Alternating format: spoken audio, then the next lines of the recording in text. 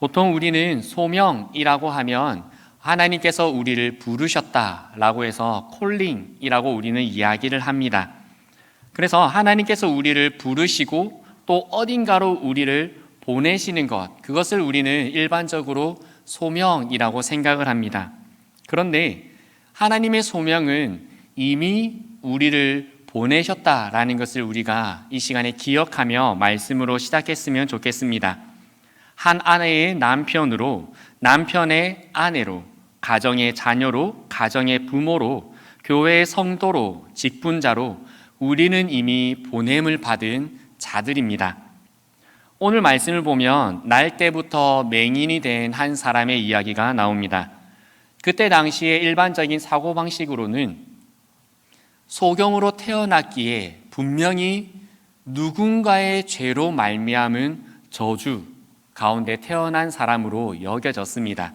그러니 이 사람이 소경으로 앉아 있을 때에 그가 지금 그 나이에 이르기까지 지나가는 사람들에게, 그리고 그가 태어나면서 사람의 말을, 언어를 이해하면서 누군가의 말을 이해하면서부터 끊임없이 들었던 말은 누구의 죄 때문에 얘가 이렇게 태어났을까 였을 겁니다. 즉 자신이 지금 살아서 존재하는 한, 자신이 존재하는 그 모든 시간은 누군가의 죄로 말미암은 저주받은, 그리고 그 저주 때문에 태어난 존재라는 그러한 이야기를, 그리고 그러한 존재감을 가지며 살았을 것입니다. 그 누구가 누구인지도 모르면서 지나가는 사람들은 끊임없이 얘기했을 겁니다. 누군가의 죄로 제가 저렇게 태어났을 거야. 누군가 잘못했으니까 제 부모가 잘못했든 제 할아버지 할머니가 잘못했든 아니면 제가 죄를 지었든 그것 때문에 제가 저렇게 소경이 돼서 태어났을 거야 라는 말을 끊임없이 들었을 겁니다. 이런 생각은 참 편리한 생각입니다. 하지만 앞을 보지 못하는 그 사람에게는 너무나 가슴 아픈 이야기였을 겁니다. 불확실함으로 확실함을 외면하려는 것이 진화론적인 생각이기도 합니다. 어떻게 태어났는지 알 수 없는, 이 세상이 어떻게 시작되어졌는지 알 수 없는 것으로 성경에 너무나 분명하게 세상이 어떻게 시작되었는지를 말씀해 주고 있는 것을 외면하고자 하는 것이 바로 그것입니다. 우리는 진화론적 존재가 아닙니다. 우연히 이 땅에 태어난 존재가 아니고 어쩌다 보니 이 사람과 결혼한 것이 아니고 수많은 확률 중에 우연히 우리의 자녀가 태어난 것이 아니고 살다 보니 어쩌다가 지금 이 자리에 와 있는 것이 아니라 우리는 하나님의 계획 속에서 그 은혜 가운데서 지금 이 자리에 있는 줄 믿습니다. 만약에 우리가 진화론적 생각을 가지고 살아간다면 누군가를 비판할 때 어떻게 비판하면 될까요? 누군가 정말 나쁜 행동을 하거나 잘못된 행동을 합니다. 그럼 우리는 뭐라고 얘기하면 되나요? 쟤네 조상이 원숭이라 그래 하면 끝나는 거겠죠. 하지만 우리의 삶은 그런 것이 아니다라는 것입니다. 우리의 삶은 목적이 있고 그 목적에 따른 하나님의 계획과 기대함으로 살아가는 삶이 바로 우리의 삶인 줄 믿습니다. 우리 이렇게 한번 고백해 볼까요? 나는 하나님께서 기대하시는 사람이다. 하나님께서 기대하시는 사람이다. 나는 하나님께서 존중해 주시는 사람이다. 하나님께서 존중해 주시는 사람이다. 그것이 창조론으로부터 시작된 우리의 삶이다라는 것입니다. 예수님의 시선으로 그 소경, 그 사람을 바라보았을 때 그는 누군가의 저주를 받은 사람이 아니었습니다. 누군가의 죄로 말미암아 저렇게 살아가고 있는 사람이 아니었습니다. 오늘 3절에 예수님께서 그 사람의 삶의 목적에 대해서 이렇게 말씀합니다. 저희 한번 같이 읽어볼까요? 같이 읽겠습니다. 예수께서 대답하시되 이 사람이나 그 부모의 죄로 인한 것이 아니라 그에게서 하나님이 하시는 일을 나타내고자 하심이라. 아멘. 수십 년간 누군가의 저주의 이야기를 들어왔던 사람이 예수님의 이 말씀을 들었을 때 기분이 어떠했을까요? 자신을 억누르고 있던 그 죄책감, 죽지 못해서 살아가고 있는 그 죄책감과 그 가슴 아픔을 한순간에 해결해 주시는 말씀이었을 것입니다. 그리고 또한 그의 삶은 그냥 그렇게 살아가는 삶이 아니라 그의 삶에서 하나님이 하실 일을 위해 그 장소에 하나님께서 보내신 자라는 것입니다. 분명한 하나님의 목적을 가지고 있고 분명한 그 삶에 대한 하나님의 기대하심을 가지고 있는 삶이 바로 그의 삶이다라고 주님께서 말씀하신 것입니다. 우리는 이미 우리가 살아가고 있는 삶의 현장으로 보내심을 받은 자들입니다. 그래서 우리는 이미 하나님의 소명을 가지고 살아가는 자들이며 그 사명을 이루며 살아가야 할 자들인 줄 믿습니다.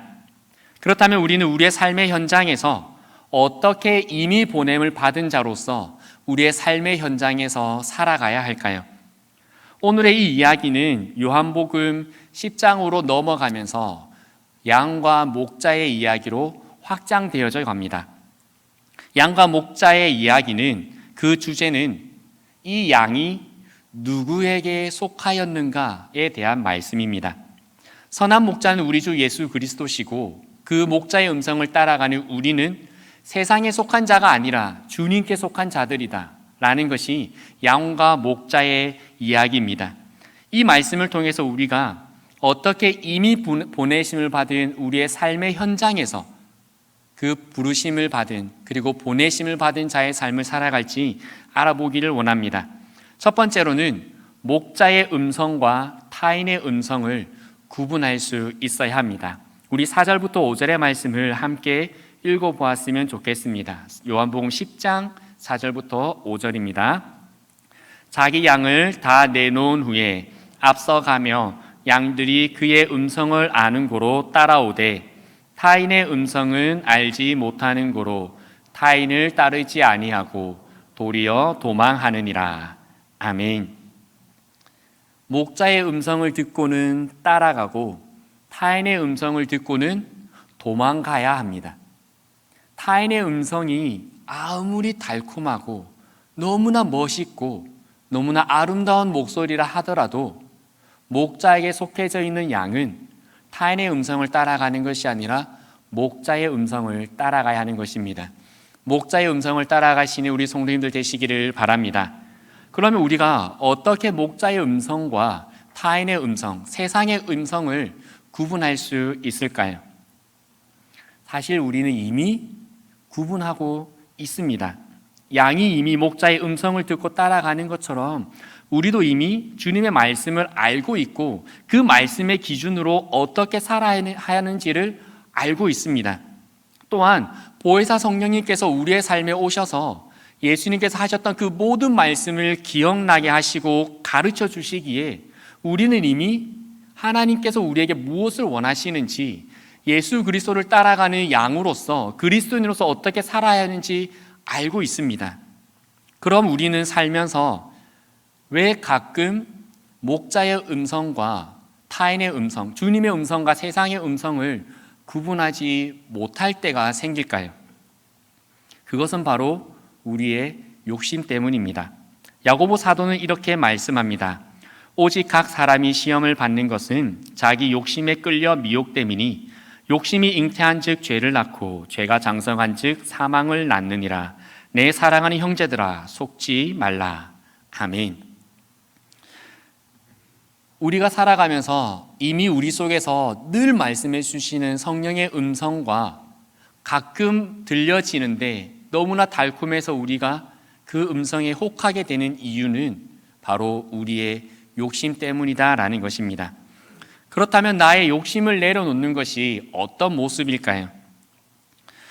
양이 목자를 따라가듯이 내가 가고 싶은 곳으로 가는 것이 아니라 목자가 가는 내가 가야 하는 곳으로 가는 것이 바로 욕심을 내려놓는 모습입니다. 내가 돈을 쓰고 싶은 곳에 쓰는 것이 아니라 내가 돈을 써야 하는 곳에 쓰는 것이 욕심을 내려놓는 모습입니다. 내가 하고 싶은 말을 하는 것이 아니라 내가 해야 하는 말을 하는 것이 욕심을 내려놓는 것입니다. 내가 자녀를 내가 키우고 싶은 모습으로 키워나가는 것이 아니라 내가 키워야 하는 모습으로 키워나가는 것이 욕심을 내려놓는 것입니다. 우리는 어떠한 남편이 되어야 되고 어떠한 아내가 되어야 하며 어떠한 자녀가 되어야 하고 어떠한 부모가 되어야 합니까? 그리고 어떠한 성도가 되어야 되고 어떠한 직분자가 되어야 합니까? 우리의 욕심을 내려놓고 이미 우리의 삶에 말씀해 주시고 어떻게 말해야 되고 어떻게 행동해야 할지를 말씀해 주시는 그 성령님의 음성을 따라 나아가는 우리가 되어지기를 소망합니다. 우리의 욕심을 내려놓음으로 목자와 세상의 음성을 구분하는 우리의 삶이 되기를 원합니다. 두 번째로는 목자를 알아야 합니다. 요한복음 10장 14절부터 15절의 말씀을 저희 한번 같이 읽어보겠습니다. 나는 선한 목자라. 나는 내 양을 알고 양도 나를 아는 것이 아버지께서 나를 아시고 내가 아버지를 아는 것 같으니 나는 양을 위하여 목숨을 버리노라. 아멘.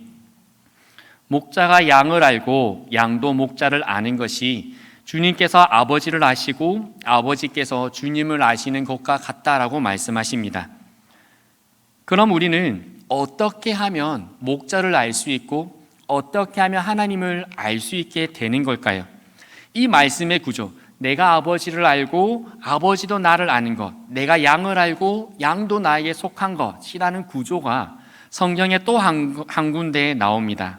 바로 요한복음 17장 21절에 주님께서 마지막 기도를 하시면서 하셨던 내용 중에 이렇게 기도하십니다.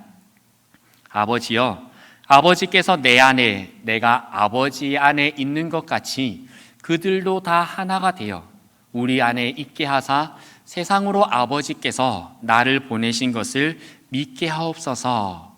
아멘.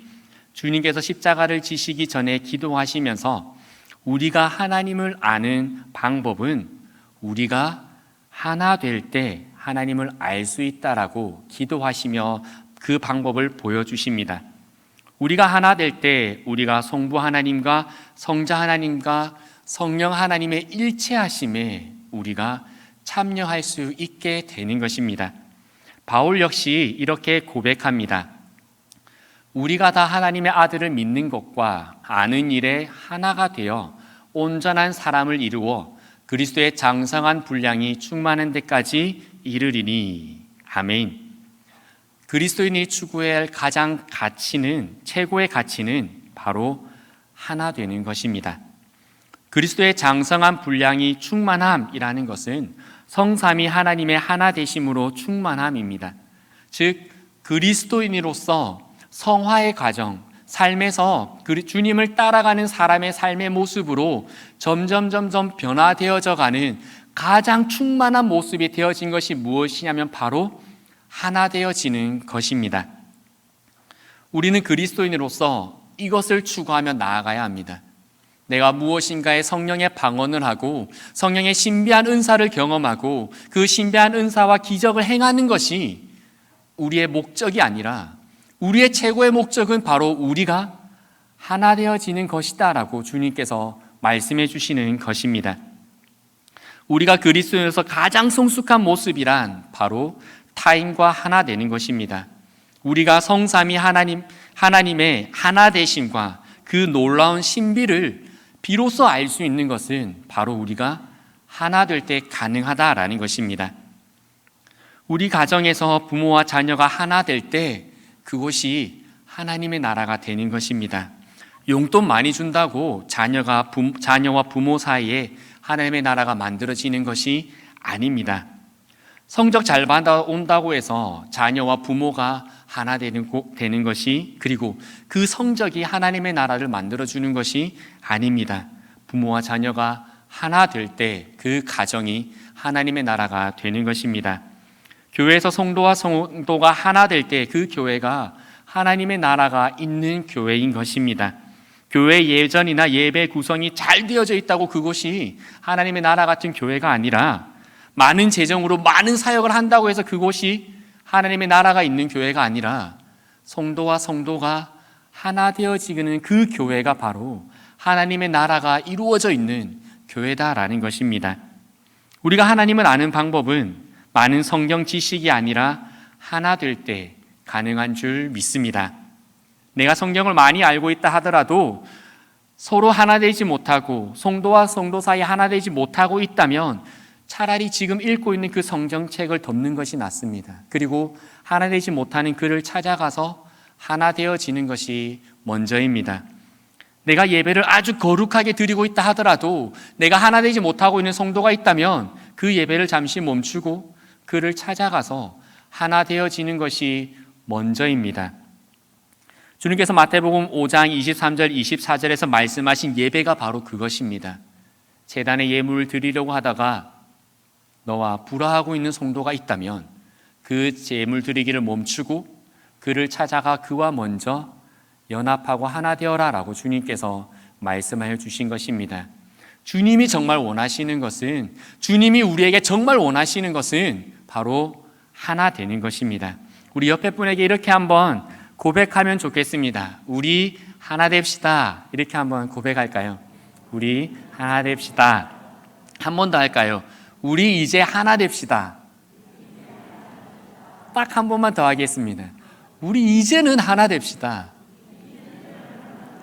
하나 되는 우리 부산진교회 되기를 소망합니다. 그리고 마지막으로 우리의 삶의 보내신 현장에서 주님께 속한 자로서 살아가는 또 한 가지의 모습은 바로 다른 양을 찾아야 하는 것입니다. 요한복음 10장 16절의 말씀을 저희 함께 읽기를 원합니다. 이렇게 읽어보겠습니다. 또 이 우리에 들지 아니한 다른 양들이 내게 있어 내가 인도하여야 할 터이니 그들도 내 음성을 듣고 한 무리가 되어 한 목자에게 있으리라. 아멘. 주님께서 이 땅에 오셔서 늘 사역하셨던 것은 잃어버린 자를 찾으러 다니셨던 것입니다. 요한복음 9장 39절에서도 보지 못하는 자를 보게 하시기 위해 오셨다라고 말씀하십니다. 그래서 예수님께서는 늘 쉬지 않으시고 이쪽 마을에서 사역이 마치시면 다른 마을로 건너가셔서 잃은 양들을 찾아가셨습니다. 그런데 우리가 한번 생각해 보기 원하는 것은 예수님께서 사역하셨던 곳과 대상은 유대 지역이었고 유대인들이었습니다. 이미 하나님을 알고 있었고 이미 약속된 백성이라고 여겨지는 자들이었습니다. 하나님의 율례와 규례를 그의 삶에서 실천하고 있었던 자들입니다. 그런데 예수님께서는 그곳에 가셔서 잃어버린 양을 찾으셨습니다. 그렇다면 예수님께서 잃어버린 양이라고 여기셨던 자들은 어떠한 자들이었을까요? 예수님께서 찾으셨던 잃어버린 자들은 아버지의 집을 떠났던 둘째 아들이었으며 다시 돌아온 자기의 동생을 기쁨으로 맞이하지 못했던 첫째 아들이었습니다. 예수님께서 찾으셨던 잃어버린 자들은 열 드라크마로 완벽한 예물로 하나가 되었었지만 잃어버리게 된 그 공동체에서 잃어버리게 된 한 드라크마였습니다. 100마리의 양으로 이미 목자에게 속해 있었지만 어떠한 이유에서든지 그 100마리에 들지 못하고 잃어버리게 된 한 마리의 양이었습니다. 주인에게 속하여 달란트를 받았지만 그 달란트를 바르게 사용하지 못했던 한 종이었습니다. 함께 신랑을 기다리고 있었지만 기름을 준비하지 못했던 5명의 처녀를 예수님께서는 잃어버린 양으로 품으시고 찾아가셨던 것입니다. 예수님께서는 하나님에 대한 믿음을 가지지 못한 자들 뿐만 아니라 하나님께 속하였지만 세상의 근심과 염려, 세상의 바쁨과 걱정들 때문에 마음이 딱딱해지고 가시가 돋아져 버린 그 한 영혼을, 그 한 마리의 양을 주님께서는 찾아가셨던 것입니다. 오늘 우리가 주님과 함께 찾아가야 할 그 잃어버린 양은 어디에 있습니까? 그리고 누구입니까? 이미 보냄을 받은 우리의 가정에서, 우리의 교회에서 우리가 다시금 찾아가야 할 잃어버린 양은 누구입니까? 이미 보냄을 받은 자로서 그 주님과 함께 찾아 나가는 저희가 되기를 원합니다. 주님께서는 잃어버린 양을 찾기 위해 목자의 문을 열고 나가시는데, 주님, 저희는 여기가 안전하니까 여기 있을게요. 주님, 저희는 거기에 따라가기에 부담스럽고 어려우니까 여기 있을게요 하지 않고 목자가 문을 열고 가면 언제나 그렇듯 함께 동행해 나가는 우리의 삶이 되기를 원합니다.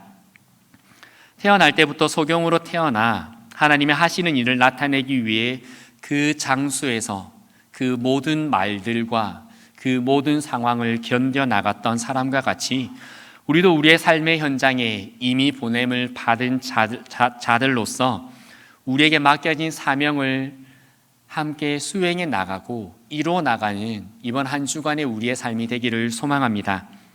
이미 보내심을 바르게 이해하지 못하면 우리의 삶의 현장에 우리는 소홀하게 되거나 그 현장을 오해하게 됩니다. 마치 창세기 4장에서 아벨을 죽인 가인에게 하나님께서 오셔서 너의 동생 아벨이 어디 있느냐라고 물어보셨을 때 가인이 이렇게 대답을 합니다. 나는 모릅니다.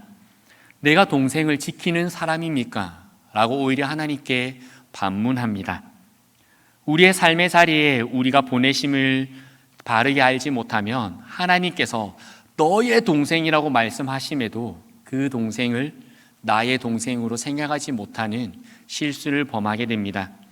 오늘 우리의 삶은 어떠합니까? 오늘 밤 하나님께서 우리의 삶에 찾아오셔서 너에게 맡긴 너의 자리를 라고 물어보신다면 우리는 무엇이라 대답할 수 있을까요? 이번 한 주간 이미 보내심을 받은 우리의 삶의 현장에서 주님의 음성과 세상의 음성을 구분하기 위해 나의 욕심을 버릴 수 있기를 소망합니다. 주님을 알기 위해서 이제는 내가 만나는 자들과 주께서 만나게 해주시는 자들과 하나 되어지는 우리가 되기를 소망합니다. 또한 주님께서 찾으시는 양을 함께 찾아 나아가는 우리 부산진교회 모든 성도님들 되시기를 소망합니다. 이 삶을 주님께서 기대하고 계십니다. 이 삶을 하나님께서 우리에게 맡겨주시고 우리로 하여금 경작하게 하시고 우리로 하여금 그 삶의 현장에서 예배하게 하시는 줄 믿습니다. 그렇게 우리의 사명을 다해 나가는 우리 부산진교회 성도님들의 삶이 되기를 주님의 이름으로 소망합니다.